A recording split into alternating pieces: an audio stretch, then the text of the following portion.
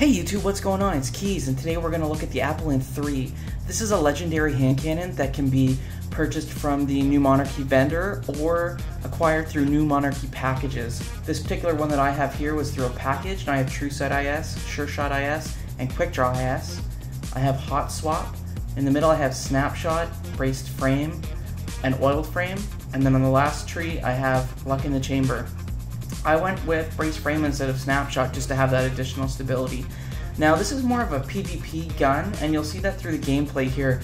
It is a fast firing hand cannon with an aim assist of 76 and it maxes out at 81, a rate of fire of 32, so it is much quicker than the IS Luna and the Devil You Know and those low fire high impact hand cannons that are usually somewhere in the 20s.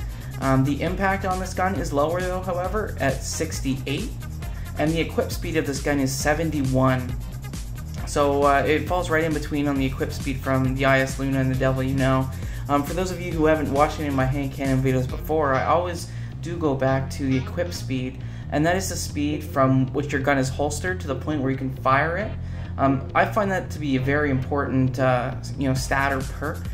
Maybe not so much in PvE where you have some timing, but in PvP it's very handy when you need to quick draw a weapon.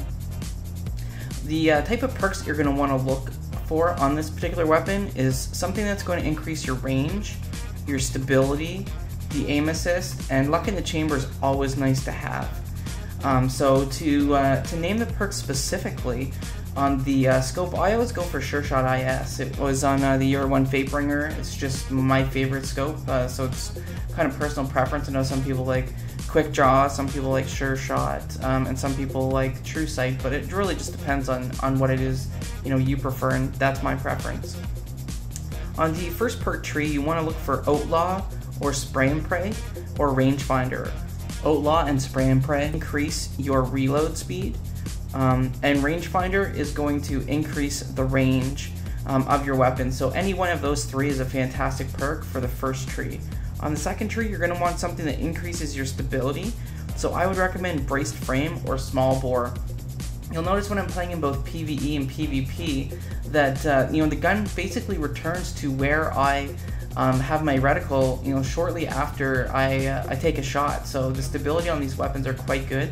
And on fast firing hand cannons, you're going to want that more than on the slow firing hand cannon. So you're going to want to make sure that you have either the Braced Frame, which increases your stability by quite a bit, or Small Bore, which increases your range and stability.